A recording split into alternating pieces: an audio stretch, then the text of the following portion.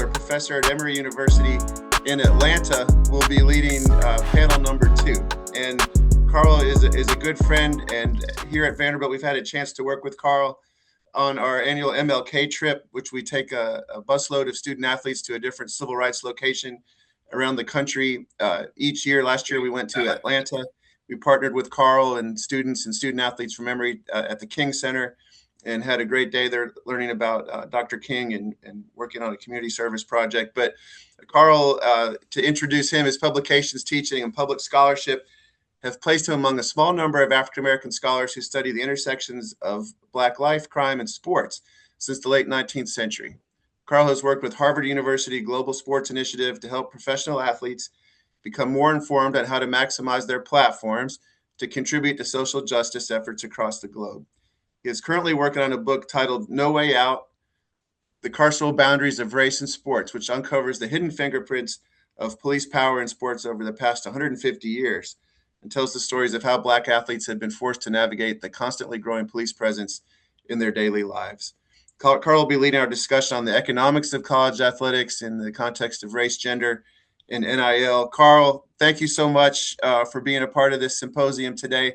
And I'll turn it over to you to introduce your panelists and to lead this next conversation. All right, Andrew, I have a first order of business. So, Dr. Edwards, if you're still around, Dr. Carlos. What I want to do really quick before I introduce our panelists is dismiss my class who was sitting here enjoying the session. So they don't have to stay to watch us, but they got the light shine on. Um, so you all are dismissed. I will see you on Monday. And I'm back. So Andrew did not tell us that we are going to follow that. Like we knew we were following something, but that was special. So good afternoon, everyone, and welcome to the third annual Sports and Activism Symposium. I am Carl Suddler, professor of history down here at Emory, and I'm honored to host this. Andrew, sorry, one tech thing really quick. Can you close the one on the over there? So not sure about all of you in the Zoom room, but I'm certainly still feeling the resonance of that powerful conversation between Dr. Edwards and Michael Fletcher. Always excited to see my good friend, Dr. John Carlos. And as we heard, Dr. Edwards is not only a scholar and activist, but the very architect of the modern athlete activist tradition that so many of us use our classrooms and our work to think through. His work really did redefine sports as a critical site for social change and racial justice. And if the revolt that Dr. Edwards organized in the late 60s was primarily about human rights, political visibility, and moral responsibilities of institutions, then today's panel, um, race, gender, and economics in college athletics, looks at how those same struggles are manifesting in this era of name, image, and likeness and the fight for labor rights. And so to help us navigate this conversation today, I am joined by my three esteemed colleagues, Dr. Lewis Moore, uh, the Dean's Distinguished Senior Scholar in the History Department at Michigan State and a three-book author, most recently of the Great Black Hope, Doug Williams, Vince Evans, and the Making of the Black Quarterback, Dr. Tracie Canada, the Andrew Mellon Assistant Professor of Cultural Anthropology at Duke University and author of Tackling Every Day, Race and Nation, and Big Time College Football, and Professor Ajah Hawley-Alexander, uh, a clinical lecturer at Iona University, doctoral student whose research interrogates the political economy of college athletics. And so thank you all for joining us today. Um, to start our conversation, it's kind of hard not to follow up on what we just followed up on. And so I'd like to pose a question to the entire group that, we think or we hear Dr. Edwards often talk about these waves of athlete activism. And so, in your view, how is the current focus on economic control and labor rights the right to be paid and the right to move freely, this next logical step in the legacy of the revolt that he pioneered. Um, so we'll go in reverse order that I did the introduction. So, Professor Hawley-Alexander, can you start us off with that one? For sure. So higher education has never operated outside of the influence of racial hierarchy, and college sport often reflects this inheritance with unusual clarity.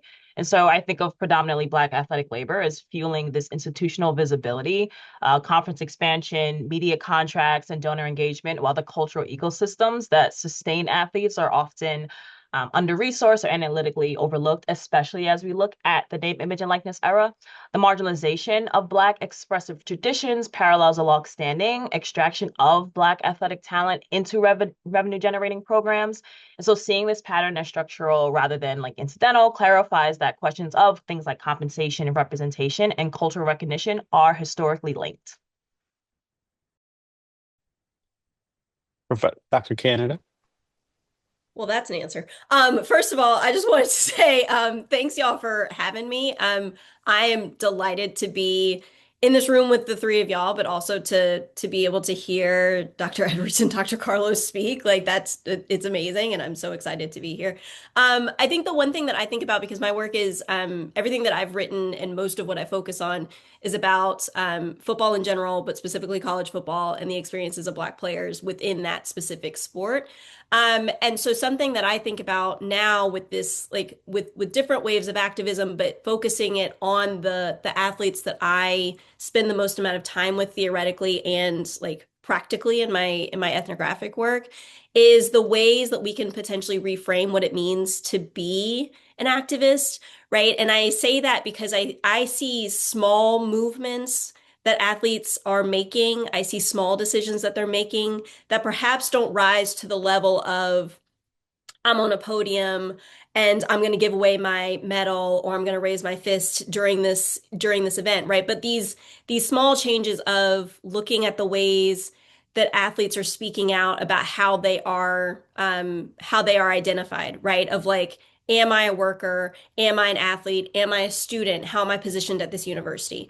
The ways that people are making decisions for themselves that might not benefit the institution, might not benefit their team, but they might benefit them individually as athletes who have to make decisions for themselves because they're the ones who are going to be injured. They're the ones who are potentially going to make money from this. They're the ones who might go pro as individuals, right? And so those are the things that are super interesting to me, of these small moments that we can kind of trace through, I would say like the last 5 years, post NIL, post transfer portal rules, all of that's changing, right? Of athletes being able to say, like athletes being given a certain agency and being given a certain power that actually people around them have always had access to, but now they're actually mobilizing that in very real ways. And we're starting to see the consequences of that and how that's directly impacting, again, teams, institutions, coaches, how people are responding to that, how people feel about the fact that they're actually making these movements in ways that perhaps they weren't expected to. But when you have the agency to do it, when you have the freedom to do it, like, yeah, I'm going to go to a different school every year that I'm in college because the school that I'm at, the team that I'm playing for, actually isn't a good fit for me. And I'm not playing the way that I was promised. And my coach, we don't vibe. And so I have the ability to go somewhere else, right? Like I have the ability to negotiate a particular contract, a particular NIL contract. I have the ability to speak out on social media in ways that perhaps I wasn't able to do before. And so those are things that are really interesting to me because I think that they are like these everyday forms of perhaps activism that are really interesting. And I will be interested to see how, as a system, if those eventually rise to the level of what Dr. Edwards was talking about over time. Dr. Moore. Man, that's a lot. To follow them and then to follow this. But yeah, I mean, I'll just pair what they say and I'll say, and I guess kind of, I think that today, if you look at the athletes that are, if you're a really good athlete, you're the freest person that's ever lived on the planet Earth. And now you're exploited because you don't get a cut of those multi-billion-dollar TV contracts, right? You should be able to do that. But that, as Tracie was saying, that ability to be able to move, no one's ever had that, right? Like, and they were restricted, right? I had to ask my school if I want to go from Wisconsin to Illinois. Now, as you can say, you can go to 4 schools. Now you have to get 30 credits. I checked. You have to get 30 credits to be able to graduate from a school, but you can go from school to school to school, and it's following the dollar. And it's also, oh, this coach isn't treating me right, right? I was just finishing Michael Oriad's latest book on football, and one of the, towards the end, he's talking about the 1960s and college football and how those coaches, Bear Bryant, how they treated their players and how they intentionally made them quit. And now you can't do that anymore. And so you have to treat them a certain way. They don't, and again, when we talk about this kind of freedom, they don't have anything that ties them down. And I think it's just, now you have to deal with the responsibility of that, but just in the terms of freedom. Now, when it comes to like a movement, I don't know, right? Because part of what's going on is that, and I don't want to steal anything, but we've been asked, I know you guys have been asked this too, this post George Floyd era is, where is the athletes, right? Up until those the murders in Minnesota, we've been asked about where the athletes is, and it also coincides with the rise of the NIL. And I think there's something to do with that, right? Because the summer of 2020, college athletes were active. So I guess we could reframe their activism as individualism, or we could look at activism as we still do, in the sense that, like, we're talking about what Dr. Edwards was saying. So to me, that's what's super interesting about this timeline, right? Is the athlete that's going to get paid $2 million a year, is he or she going to risk that $2 million to speak up? Yeah, I think a lot about that, about, especially when we think about how much money, is being made. From college athletes, like in this particular moment, right? Like, we can harken back to what happened to kind of pro athletes on the back end of that movement that Dr. Edwards was talking about. And so, again, like we can reflect on this like really recent past of, 2020, which for college students was a lifetime ago. But for us felt like yesterday, right? And it's just like that, a moment in which we saw a particular kind of activism, across the board, and what happened because that coincides with NIL. Picking up on that connection, though, between kind of activism and labor, Professor Canada, I'm gonna throw a question back your way. You've been very intentional about the language of the performing body, right? And I know you choose not to use the term student athlete in your scholarship. Um, but how does removing that label change the way we view the university's economic and ethical obligations to these individuals? I appreciate that add on to the end, right? Of like, so how does that change that for the university? You're right that I don't use the term student athlete. I always put it in quotation marks, or student dash athlete, right? Like I try, if I'm saying it, I try to say something so people know that that's not something that I'm like vibing with. And I don't vibe with it just because of the labor issues that I think are attached to it, the history of the term itself. I am an anthropologist, and so having training in linguistic anthropology, also being aware of like the words and the language that we use is something that's very important to the work that I do. And so I try to be very deliberate about the words that I use to describe people that I work with, right? And so I think that it is disingenuous to call athletes at universities student dash athletes because of what the term is meant to display, right? Like it's meant to suggest that they are students first and athletes second. I think that that's not true. And there's lots of ways that you could qualify why that's not true. And I could just like actually go down a list of reasons as to why it's a fallacy in and of itself. I don't think that that's a new argument to make, but I think that to use different terminology to describe the people that are on campus, which for me would be, I call them football players, I call them basketball players, I call them like college athletes, right? Like I just try to be as clear as I can with the terminology that I'm using, because I think that that actually makes it much more clear that this is what the institution is doing to the players that they are bringing there, right? You are not actually educating them in the same way that other students on that campus are being educated. And I don't think that you should give them any type of credit to say that you are, like them as in the institution, right? Like to give them credit to say that they are getting the same type of education. I am a professor in the ACC, right? Like the fact that the ACC now includes California, and we've got athletes that are traveling across the country. whenever they have to in order to play the teams that are now in their conference, right? Like means that they're missing classes, means that I have to do a certain amount of labor on my end as a faculty member to address the needs of those students who are not going to be there, means that they are allowed to miss those classes, means that there are internships and perhaps majors that they don't have access to anymore, right? Like all of these things that are built into these changes that are just happening for the economic good of the overall system are negatively impacting the individual athletes that are a part of it, right? And so I think that if you call them athletes, that actually like is that's a pretty fair descriptor, right? They're athletes who also happen to be enrolled in specific classes at an institution. Sometimes you can have athletes that are only like they're non-degree seeking students, right? Who are just in classes because they have to be in order to remain eligible to be able to play their sport, right? Like that is not the same thing as being just like Duke Duke students have a word for the other athletes or the other students on campus who are not athletes, but that's not the same thing as being like a regular student that's just walking around campus, right? And so I think that we just need to be honest about that, right? And if you have a problem with the fact that I'm being honest with the terminology, then actually that's not a reflection of me. That needs to be a reflection of the institution and what actually is going on there. And that's where your ire needs to be, not with the people who are trying to restructure the way that we use this term. And so I think that there's just something important there in the ways that we think about how these people are positioned on campus and what their bodies are doing on behalf of us. And I'm including that as everybody who's on a college campus, what their labor is bringing to the institution, the type of visibility that we get through them. And what, again, that means for them individually as people who are walking around who happen to play this sport.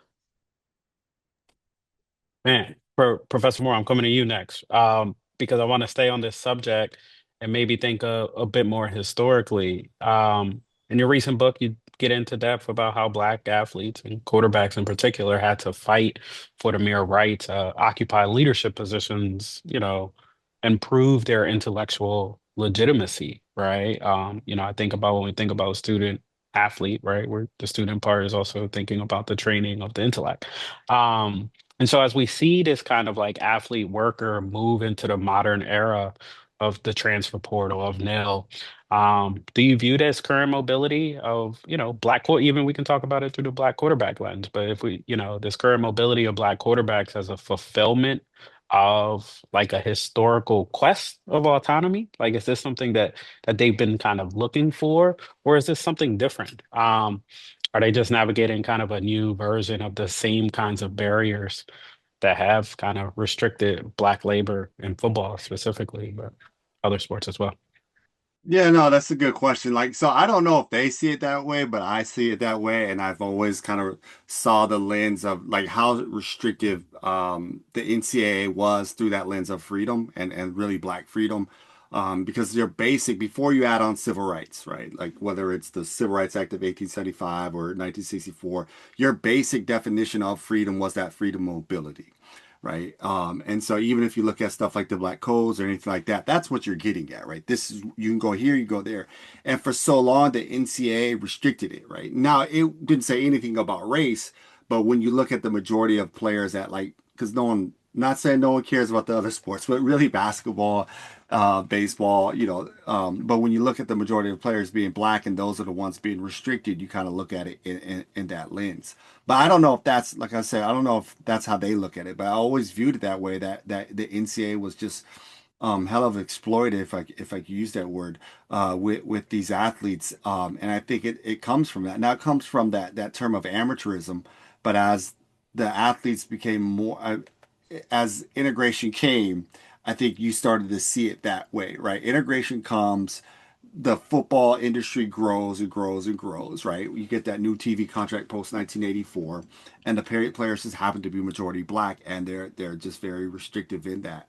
But again, whether they see their movement tied to this greater movement of Black freedom, whether it's post Reconstruction or the Great Migrations, the first and the second one, I'm not sure of that, but I know that they see something in that, right? They understand somewhere that they do have freedom because they're acting on it. They're leaving all the time. And I think sometimes we do a disservice. Now, like I said before, they have to understand that there might be some consequences when it comes to their education. They might get backed up, or they just might not get picked in that portal. But I think a lot of folks do a disservice when they look at that portal and let us know, well, there's 7,000 names in this portal. You better stay, right? Because they're trying to restrict these people's mobility, that freedom to choose, right? Right or wrong. I think that's so powerful. And I think it's also powerful that they act on that all the time. Yeah, no. And again, like, there's got these kinds of connections between, people's labor and where they want to use their labor, and mobility are just so important to understanding Black people in this country, right? And so applying this outside of, both historical context that we typically are used to hearing, can often be received in a shell shock kind of way. But you mentioned TV contracts being a big part of that with the deal in '84. And Professor Hawley-Alexander, I'm coming to you next. Just thinking about this perspective happening in this moment when we think about the digital side of the conversation and the kind of mobility that we're seeing with athletes, right? And so you've described, Neil, as a data economy, right? Where athletes' value is shaped by the platforms, by the metrics, by the algorithms. Um, and so, Professor Moore likes to refer to me as Carceral Carl on the Black Athlete podcast at times. But when I think about the digital part of this conversation, I think about how digital surveillance can really change the power dynamic, right, between athletes and the institution. And does this have the potential to kind of create a new form of inequity that certainly Dr. Edwards' generation just didn't have, the foresight of thinking about in the sense of the technology kinds of changes, but they certainly weren't anticipating.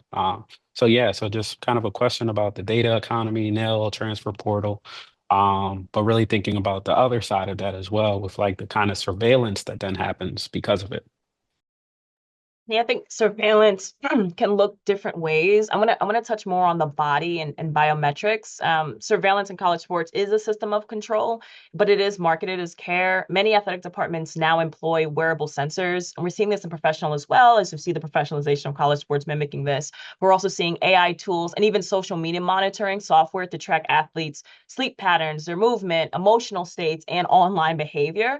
And these technologies are presented as these tools for performance enhancement and injury prevention, but in practice, they actually function to evaluate things like compliance, suppress dissent, and injury and manage labor. So for Black student athletes specifically, this dynamic is especially acute. They are disproportionately targeted through these technologies and disciplines and excluded through these systems that claim to offer this protection and instead reinforce racial hierarchies and kind of these neoliberal logics of productivity, risk management, and behavioral control. And so scholars before have raised concerns about how biometric and behavioral data collected under the guise of safety can become grounds for these punitive decisions. Monitoring sleep patterns, for example, may shape judgment about an athlete's reliability, effort, or worthiness of scholarships, shifting the purpose of the technology from support to this idea of surveillance. And this shift signals a broader erosion of autonomy where athletes are not fully informed about how their data is used and often lack the ability to opt out without consequence. I think about in 1982, the NCAA's injury surveillance program, funded by the NCAA in partnership with the Daedalus Center, an independent nonprofit organization, exemplifies how datafication has become standard in college athletics. Again, marketed as health and safety initiative, the ISP collects and analyzes injury data through athletic trainers using electronic medical record systems. A study that was published in the Journal of Athletic Training found that the participation in ISP increased significantly across NCAA sports between 2014 and 2019, making injury data more representative of the broader student athlete population. However, despite these improvements, exposure ascertainment remains a challenge with real-time tracking, continuing to place reporting burdens on athletic trainers. The ISP's reliance on commercial emergency medical reporting systems for data extraction has streamlined injury reporting, but hinges on the assumption that institutional practices will evolve alongside technological advances. And so this dependency reinforces this idea of institutional control. And so as these EMR systems increasingly incorporate algorithmic triage tools, auto-flagging features, and predictive analytics, the infrastructure of athletic surveillance subtly, expands. What began as a tool for public health and injury prevention, consistent with broader trends in medical technology, now function within a digital ecosystem where athlete data can now be harvested, analyzed, and flagged in real time. So I think I think a lot about these things in different kinds of ways. I think the predictive nature of technology has always, I shouldn't say always, but most of the time, has had some kind of underlying issues that have always been tied to kind of behavioral problems, right? Like the idea that we can predict behaviors in different kinds of means, right? And develop technology that can help predict behaviors. Has always led us astray, right? And so, the fact that we still kind of think about this. Professor Moore, I see you jumping up. You got something to contribute Yeah, here. no, let me Come ask you in, a come quick in, come question. in. I don't want to take this away from you, but do you think that, and this is like we often think of the NCAA before NIL as the plantation. So do you feel like all this data monitoring, whether it's like how high your heart rate was to practice during practice and stuff like that, is this like the overseer now checking on these people? Are we going, is that where we're at now? Like this is the overseer checking how much cotton you got in the day and stuff like that. Is that a way to frame this? That's just a question that I had when you were talking. Yeah. Can I also add to this that like there's plenty of low tech ways that they're also surveilled. And so like there's like the original question about how like these new technologies are adding to this, I think is an interesting like thing to think about because it is an addition, right? Like in addition to all of the ways that they have always been surveilled, always been watched, always been controlled, always been disciplined. And it does produce a particular type of quantifiability of the players themselves, but also of the teams. Like there's just so much data that's involved here. But then I'm also thinking about like class checks, right? Like of whether or not athletes are in class. And if the way that certain, this is a high tech way of doing it, right? But like the ways that they're checked to see if they're where they're supposed to be when they're supposed to be there, right? Like, are you in the hotel room? Are you in your dorm, right? Like, there are all these ways that they have consistently been. So I am also interested in like, I don't know if this I'm an academic. It's a question comment, but more a comment of like how does this also fit into like that larger? And I think this goes to Lou's point, right? That like it's always been the plantation. So like how does this new moment actually fit into like the histories of what's already been going on and the fact that this is actually seemingly kind of integral to the way that the NCAA like runs and how like how it's been able to become the institution that it is. Yeah, I think of scholar Ruha Benjamin. She talks about the new Jim Code and taking like these AI, if AI is built off a society that's inherently racist, then we're creating these technologies that are mimicking just that. And when we think about NIL evaluation specifically, a lot of times we're looking at social media.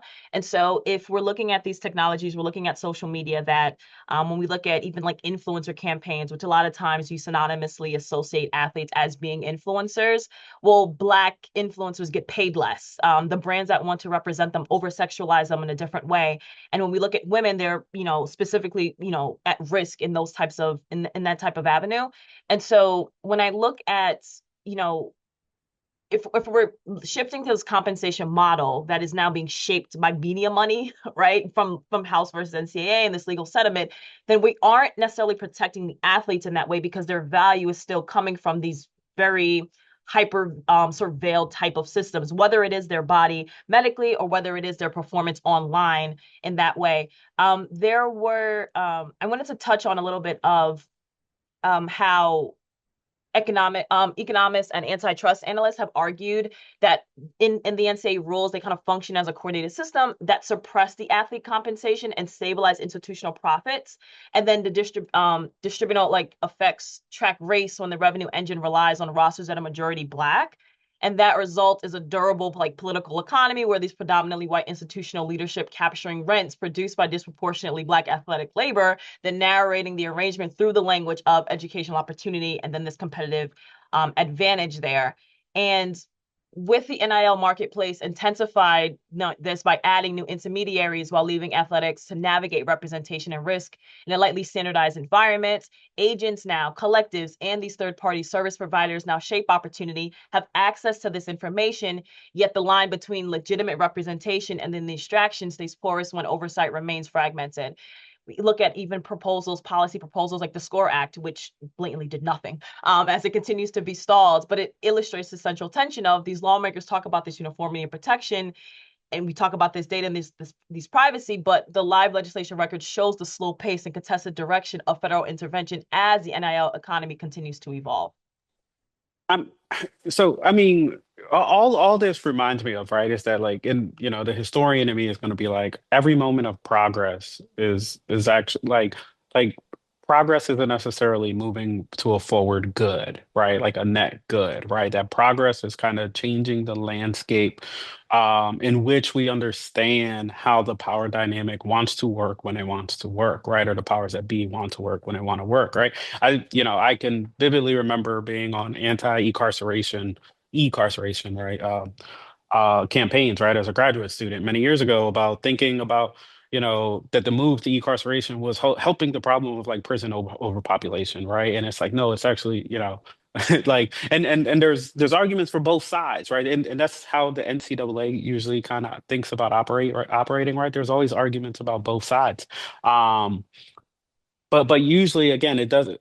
Progress isn't necessarily indicative of a net good, right? And sometimes we need time to watch things play out. The historian loves time to watch things play out. But the problem with watching things play out is that they're playing out on the everyday lived experience of a lot of these people. Professor Canada, I mean, if folks in the room haven't read your book yet, they should.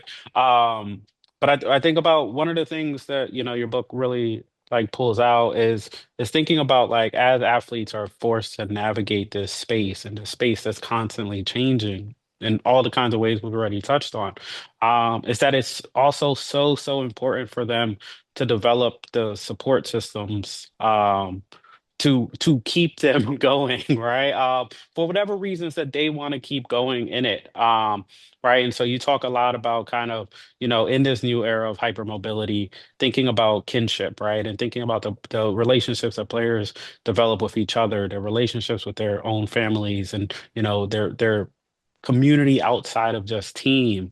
So the question that I want to toss you here is that thinking about like, does this kind of free agency, if you will, provide athletes with, a genuine labor power that they can kind of navigate and, you know, how do they, in your, I guess you can talk about this, in terms of like your own research, right? But how does it, how do they decide what is best for them amongst the communities of care that they are closest to?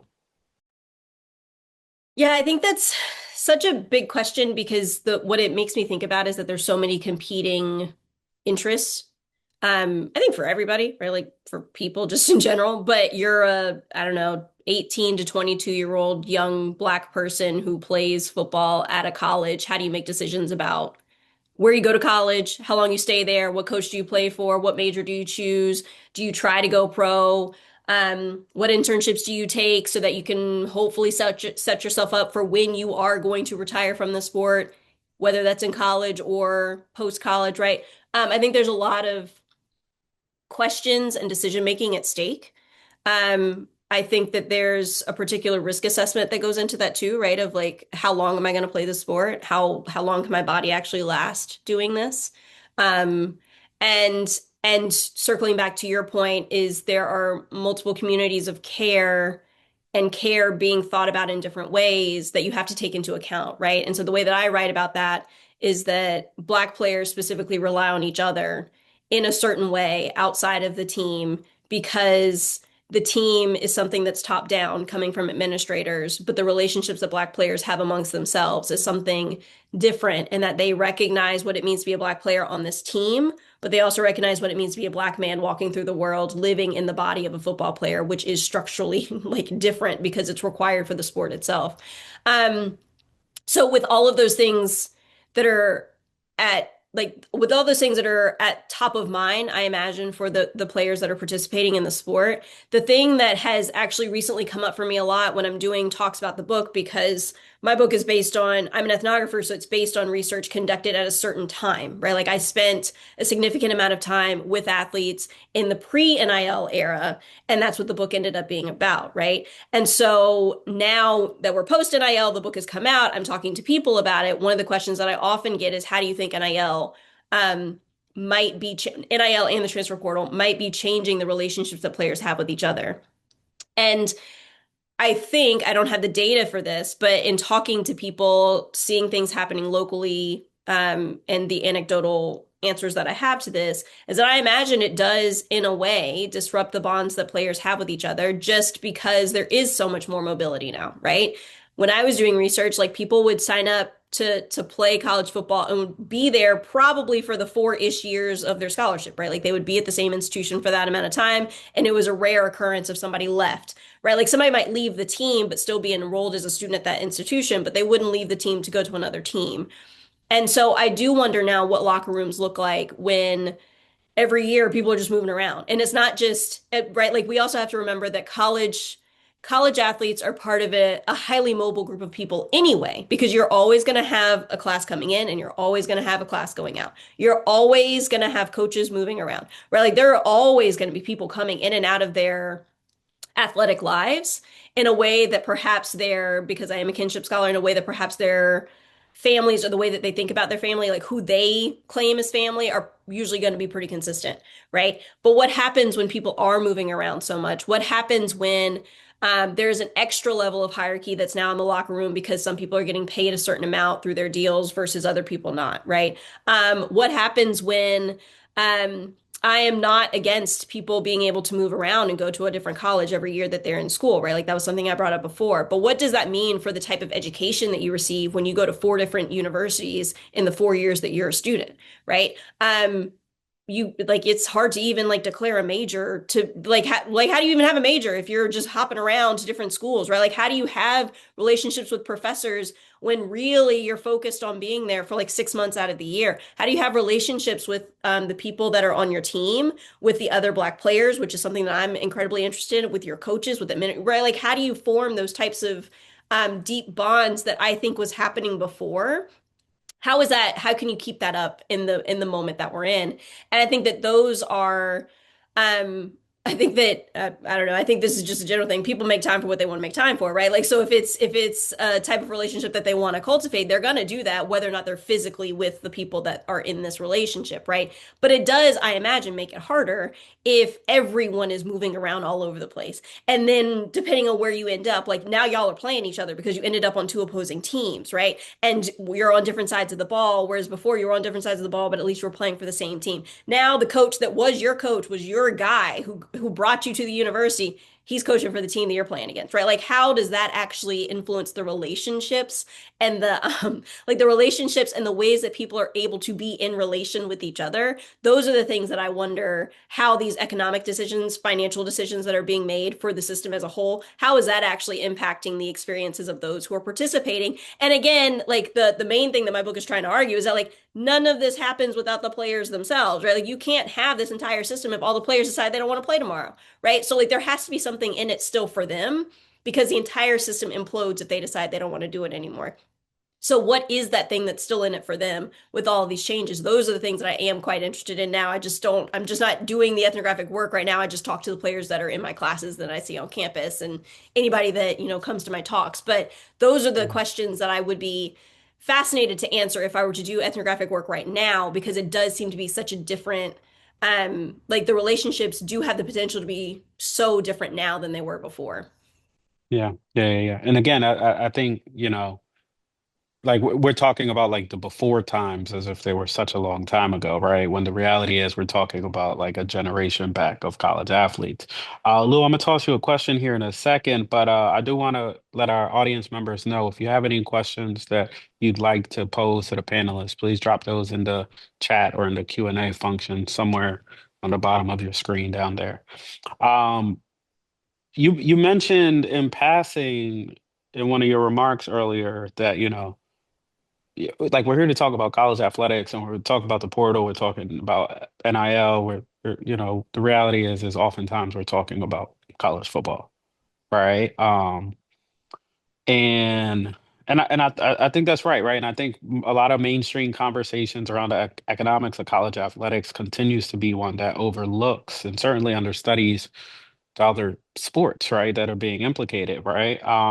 And so I guess it's a two-part question. Like, so with that being said, who is currently being out of or left out of the economic kind of windfalls of this moment, and how does that kind of factor in both race and gender? I thought you were gonna say, did Indiana win its football championship because of the portal? And the answer is yes. Like I thought that's where we were going because they're all 25 years old. That's where I thought. The other Lewis Moore on Indiana is my age. Let's be clear. Anyway, but yeah, no, I think that's a good question.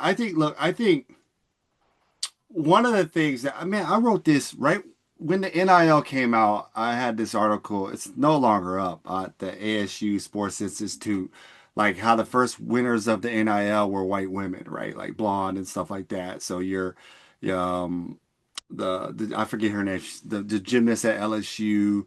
Then Paige got a lot of money, Cameron Brink and all these people. I'm sure Haley Van Lith wound up getting a lot of money, right? So white and especially white ballers did well, and then the Jujus came along and stuff like that and just changed the game. And I think now I think women basketball players have a great opportunity to win in this, right? In ways where they weren't like winning before. Especially financially, there's a lot of economic opportunities out there, and that door was opened up, and I think someone like when Juju comes back next year, it's just going to be crazy. I mean, you're her biggest fan. I believe she has a shoe, right? And then next year, yeah. So that's gonna be. I don't think we'll see a market like that. Juju next year healthy will top everything we've seen in all sports. Because everybody's gonna have a sense like this is my last time seeing her, and she's in the Big Ten. I think though, like the other athletes who are kind of left out of this again are going to be the athletes in the Olympic sports. Unless you can figure out, as others would say, unless you can figure out to have like some kind of online presence, right? Maybe the local Raising Canes is going to reach out, but in general, the money you're making is from that hoodie that's on the sports website, right? And your parents and families will buy that. But you still have, look, you still as an athlete, regardless if you're getting some of the collective or the NIL, they've set up a lot of stuff for these athletes because of what we talk about the past, because of what past athletes did. Like I truly believe like athletes have a lot of great facilities because they were always worried, especially about the black athletes protesting. And to stop them from protesting, whether it's like Missouri in what 2014, 2015, they built and built and built and built. And so these athletes have a lot of fantastic stuff, whether it's a studio booth or a barber shop, or you go in, you get a smoothie and stuff like that. So they're benefiting in ways that the general population doesn't, right? Like I think the running joke on every campus that you see somebody on one of those like really fast scooters, even here in the Midwest when there's snow on the ground, you just assume, they're an athlete, right? They got something. But again, I think women basketball players will be the biggest benefiters of NIL. And I think that's going to continue to grow. But regardless of sport, if you're or race or gender, if you're playing one of those Olympic sports, I think you're going to struggle to see some of that money. No questions in the chat yet. I'm gonna offer it again. Throw something in the chat for us from the audience. If there's anybody out there who wants to chime in. Professor Holly Alexander, I would like your perspective on kind of the same question, right? About like, who do you think is kind of the really being left out of this kind of economic windfall? Yeah, so I actually wanted to, Dr. Canada, when you were talking, I think about, I'm in New York. It's really cold up here. It's icy up here. But I think about there's a lot of attacks on higher education at the federal level. And you guys are enthused with football. That's amazing. We don't have a lot of football up here. There's no space. And so when I think about New York has what's called the Salary Transparency Act, meaning that any organization that employs at least 4 people, the job descriptions that they have to that they post for these job openings have to put the salary on there. And so the salary range. And so when we think about college athletes, getting paid, perhaps being kind of falling under this idea of employment. I think about what happens when that information becomes public, especially at institutions that aren't the P4s, P5s of the world, a lot of them up here. And so I think about if a professor is, championing for renovation in their department, things are just going awry, looking for grant funding, just looking for new initiatives, and those projects aren't getting approved budgetarily. But that student athlete that hasn't come to your class in the last couple of weeks is making more than what you've made in the last 3 years combined. When that information becomes public, because it's all speculative right now for the most part, especially when we think about maybe, some outside of these, 6-figure deals that some of these bigger schools are able to award their athletes. I think about how that's going to continue to create this rift and tension in the classroom. And Black student athletes tend to bear that the most because there's already this pejorative connotation when we think about what it is that they're doing. And I think about specifically Black men, many of those that are on the basketball teams, just the lack of preparedness that they have and now getting this money. And so now if we're synonymously saying that, oh, you're rich, you got it, or you're going to be taken care of because you have the money to do so, but we're not giving them the guardrails to be able to have themselves represented in a way that is beneficial for them, allowing them or giving them the resources to build a foundation that is sustainable past these 4 years, or doing those things to just protect them as people because we don't see them as people in the places in which we should. If we don't see them as students in the classroom and we see them as these, I'm lost the word, but if we don't see them as their counterparts in the classroom and we're kind of just giving them this other level in terms of where they are, then we're doing them a disservice that they didn't necessarily ask for. So I think that just creates a really interesting juxtaposition, and I'm curious to see where that goes as we tangle with this idea of athletes being filed under employments or employees of these institutions that they're enrolled in. So we have a question in the chat. I'm really excited about this. But then I'm looking at time and, trying to get us back on schedule after the early technological hiccups. So there's a question in the chat that's kind of thinking about this like perfect storm of the World Cup and Summer Olympics coming. And, as we continue to be in this environment in which there is kind of an expectation for athletes to use their platform in some kind of way, individually, collectively, et cetera.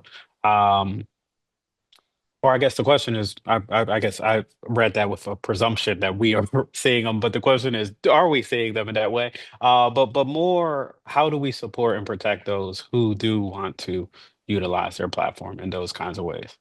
And so anybody who wants to jump in on that one, we'll try to keep it pretty brief, and then we'll try to wrap it up, and hand this thing back over. I'll just say in brief, yes. And we talked about, shout out to the Black Athlete Podcast, by the way. We talked about it on the podcast, right? When we did the show, those post the Minnesota murders, and it was like, this is going to start a movement, starting with Tyrese Halliburton, and then you see someone like Breonna Stewart and stuff like that.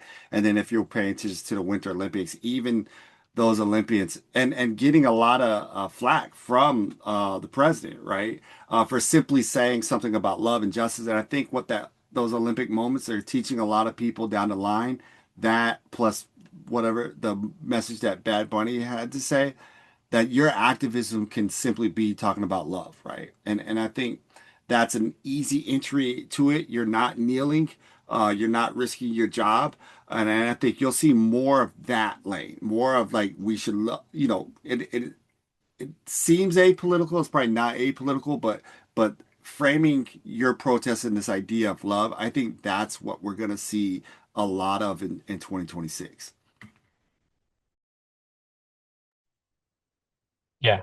All right. So I like that response, right? I think Bad Bunny did a fantastic job of being like, love is stronger than hate, and people being like, oh, that's all you're gonna say. And it's just like, I think we have always been in these moments. The historian in me again thinks about history, that, pro movements have not necessarily equated to anti anything, right? And so being a pro somebody for your own people, for the people you care about the most, is always the stance, right? That people can kind of hang their hat on.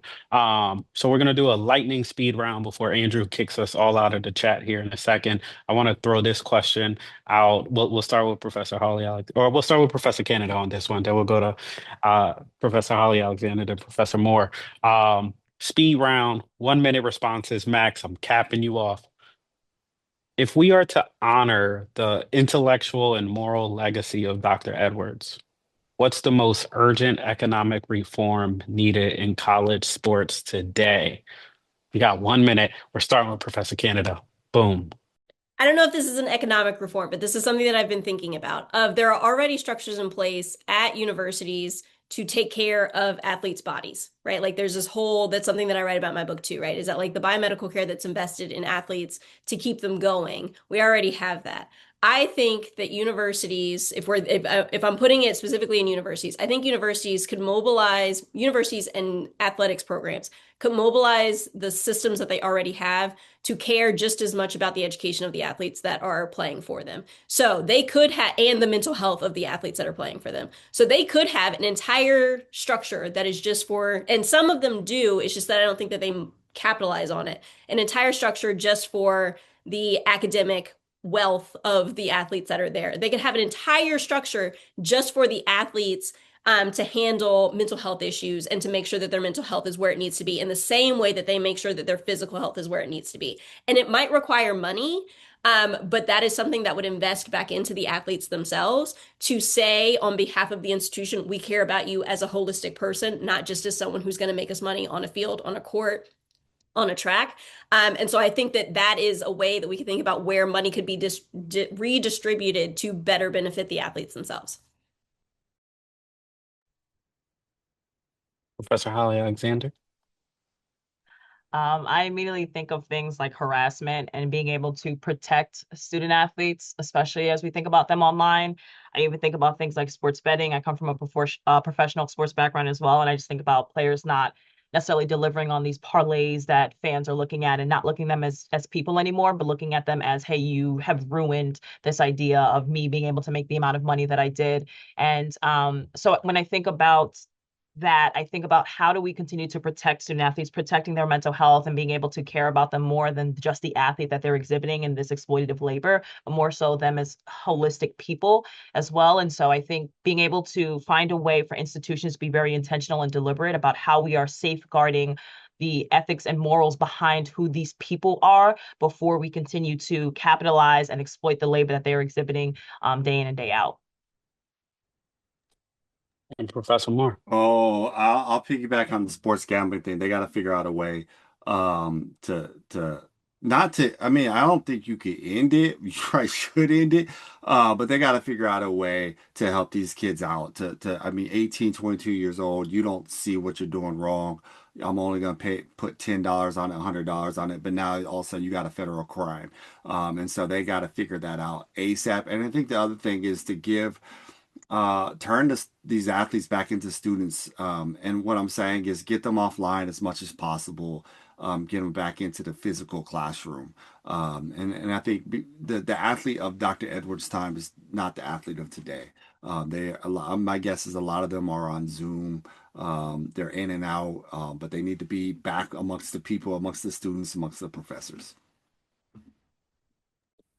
And so, Andrew, I hope I was able to get us back at least close to schedule. Only went 5 minutes over. I think I'll take that. So if you're in there and you want to do the baton pass off, thank you all for attending our session for sure. Oh, that was incredible, Carl. You did more than just getting back on schedule. You led a fantastic panel with following in some tough footsteps after Dr. Edwards and John Carlos. You guys had a tough act to follow, but you nailed it.